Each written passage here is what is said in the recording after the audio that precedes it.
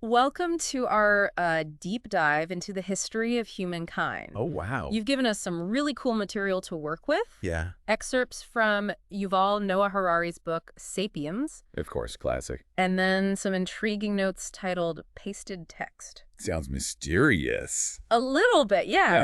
Right. But I think it'll be fun to kind of dig in Definitely. and see what we find. Absolutely. So, I mean, who hasn't wondered where we came from, right? Oh, it's a question for the ages. It is. It really is. How did we get to this point? Yeah. Harari starts off, he kind of paints this picture of early humans. Okay. And I'm just going to quote him here, an animal of no significance. Wow. That's humbling. Isn't it? Yeah. For millions of years, we were just another species. Right. Just trying to survive. Try to make it. Yeah, not exactly the rulers of the planet that we are today. Such a stark contrast to our current, position. It is. And I think that's what's so interesting about, digging into the past. Yeah. Is to really gain that perspective. Yeah. Get a sense of where we've come from. And he also reminds us that for most of our history, Homo sapiens wasn't alone. Right. There were other human species. Yeah. Coexisting. Yeah. Each with their own unique adaptations and everything. It's wild to think about, imagine running into a Neanderthal. I know. What would that even be like? Right. Really changes how we think about what it means to be human. Totally. Like, I have to admit, when I think about Neanderthals, I kind of have this picture in my mind of The classic caveman. brutish caveman. Yeah, hunched over. Yeah. But Harari says they actually had larger brains than Homo sapiens. It's true, they did. So what happened? Why are we here and they're not? Yeah, that's the million-dollar question. Right.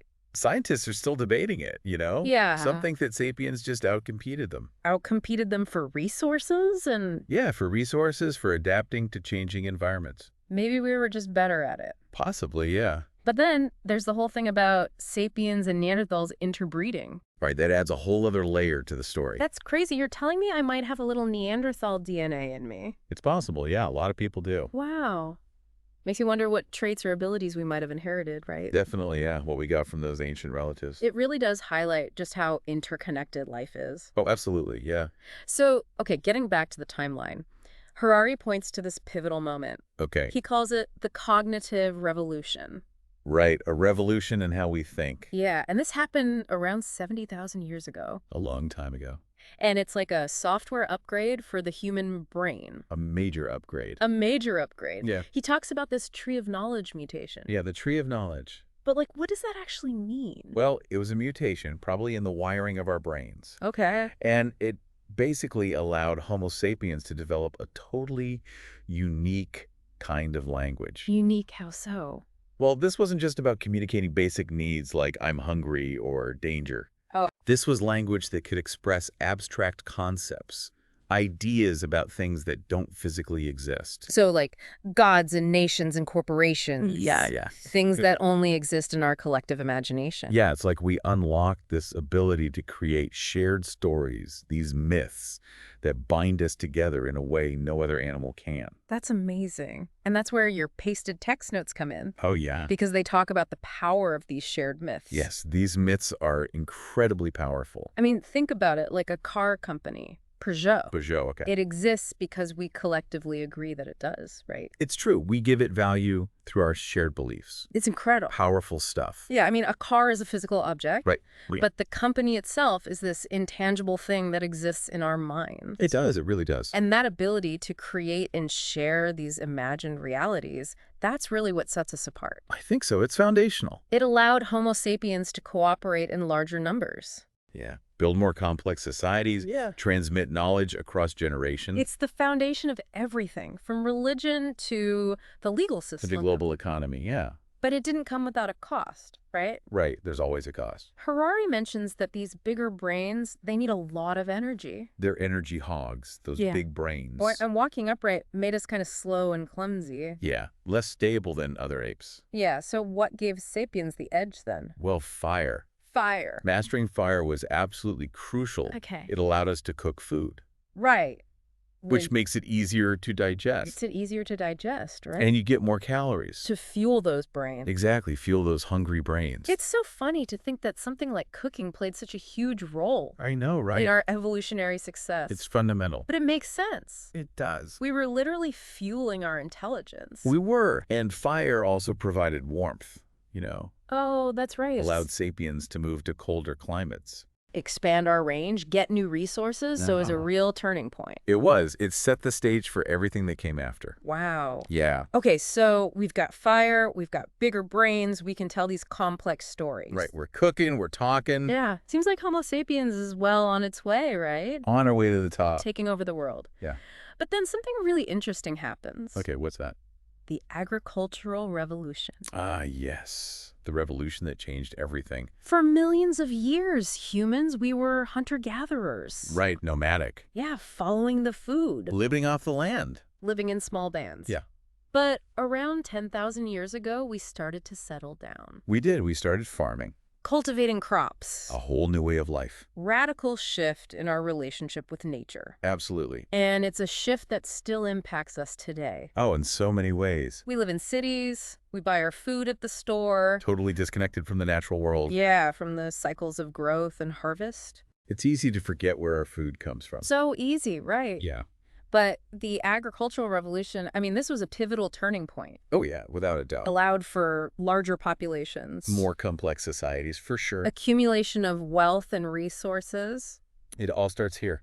But Harari also points out it wasn't all good. Right, right. He calls it a luxury trap. A trap. Yeah, I mean, yeah, we had more food, but it Yeah. came at a cost. There's always a cost. Agriculture, it demanded more work, Yeah, longer hours. a more sedentary lifestyle. Not moving around as much. And as populations grew, societies got more complex. Right. We started to see social hierarchies emerge. Yeah, competition for land and resources. The rise of organized warfare. It's not a coincidence. It all ties together. So it's like we traded freedom for security, Interesting way to put it. and in the process, created a whole new set of problems.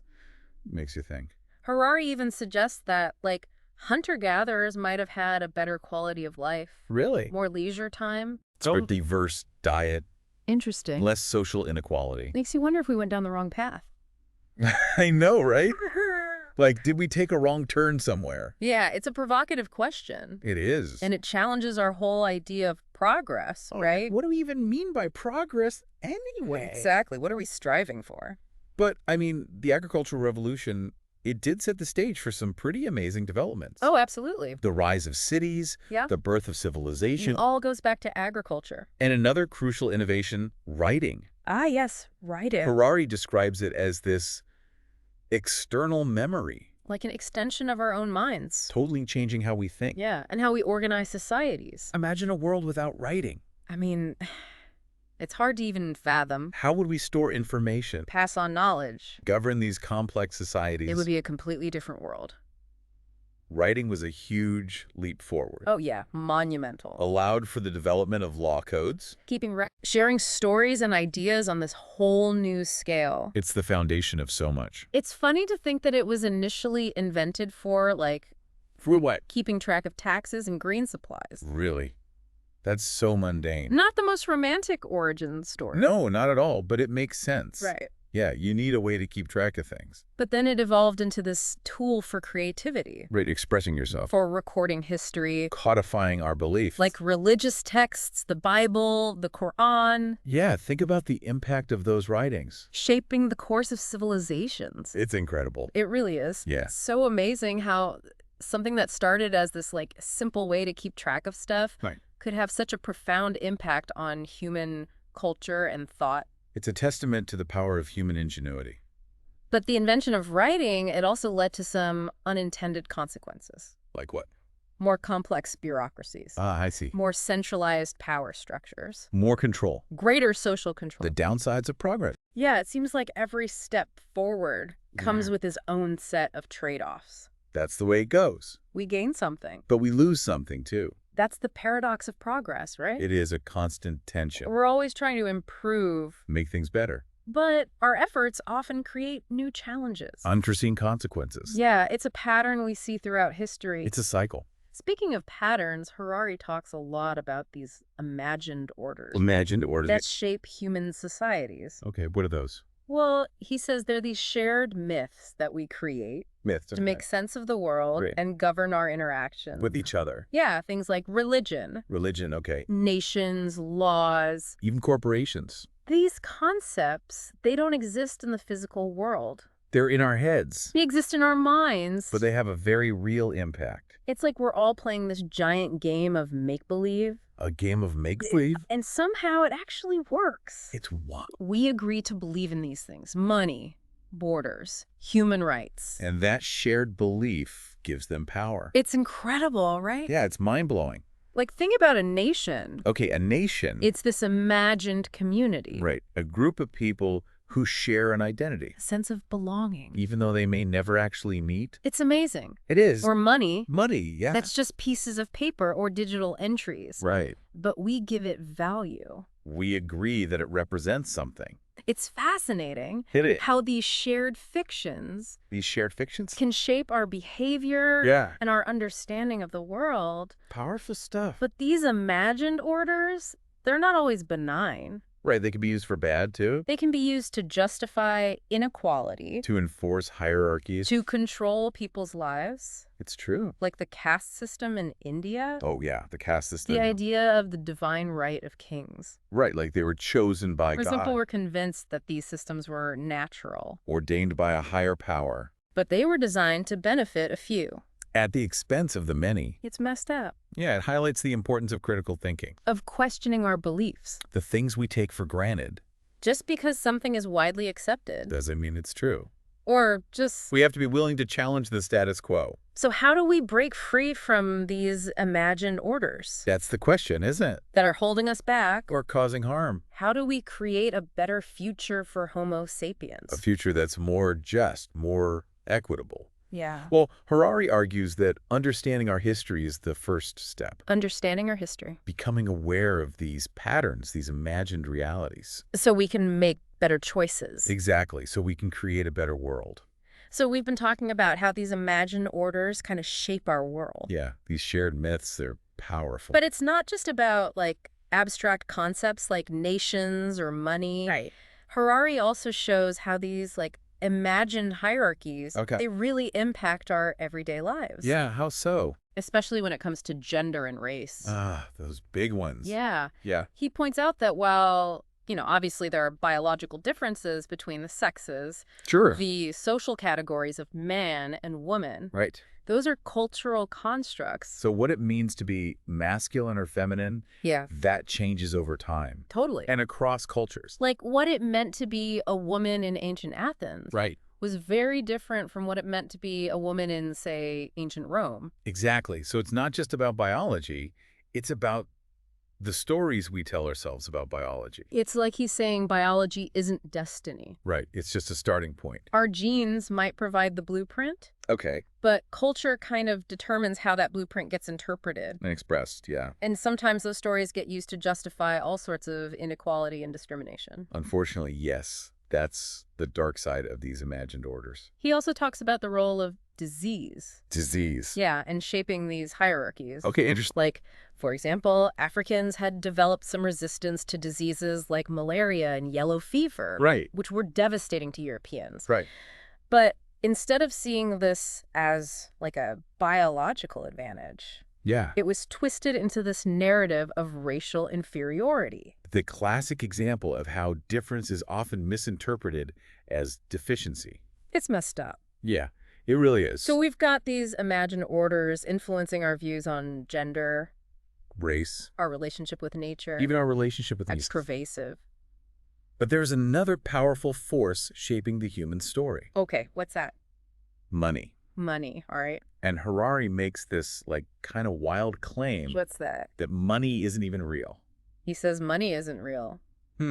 That's a bold statement. I know, but when you think about it, Okay. money in all its forms, Yeah, it doesn't have inherent value. right. It works because we collectively agree. We agree to treat it as a medium of exchange. It's like this giant collective illusion, an illusion that we all buy into. We all agree to believe in this thing called money. And that belief gives it power. Think about the Roman denarius. The denarius, okay. It became so widely accepted. People trusted it. Even people outside the Roman Empire were using it. That's the power of a shared belief. But money, it can also be a corrupting force, right? Oh, absolutely. It can lead to greed, inequality, conflict. So much bad stuff. Yeah, it's a double-edged sword. Speaking of, exploitation and conflict, Right. Harari doesn't shy away from the darker aspects of human history. The not-so-pleasant parts. Yeah. Like empires. Empires, okay. The rise and fall of empires. There's always an empire rising or falling. He tells the story of Numantia. Numantia, I don't know that one. It was this tiny Spanish town that resisted the Roman Empire. Brave little town.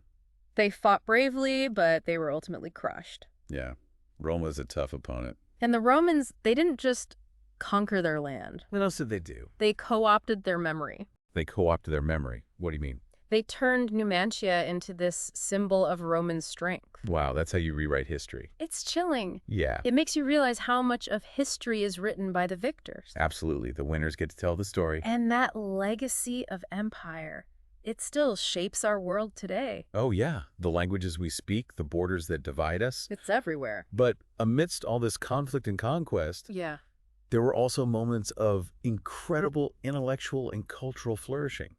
Like what? Well, Harari points to the scientific revolution. The scientific revolution. Okay. He calls it the discovery of ignorance. The discovery of ignorance. Yeah, instead of assuming we knew everything, scientists started saying, hey, there's a lot we don't know.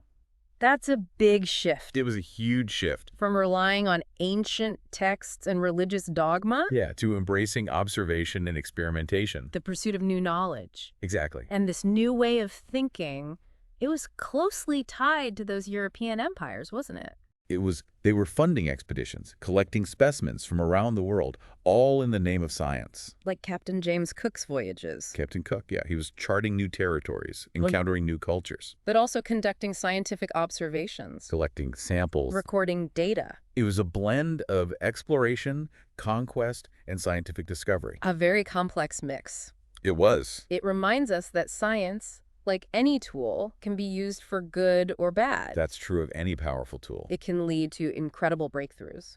But also be used to justify exploitation. And violence. It's a cautionary tale as we enter this new era of technological advancement. Yeah, like artificial intelligence. Genetic engineering. We're on the cusp of reshaping life itself. It's both exciting and a little bit scary. Harari even talks about humans potentially becoming like gods. Like gods, wow. Capable of manipulating not just our environment, but our own bodies and minds. That's a lot of power. It really raises these profound questions about what it means to be human. Yeah, where do we draw the line? So, wow, we've journeyed from the humble beginnings of Homo sapiens to the potential for godlike powers. It's been an incredible deep dive.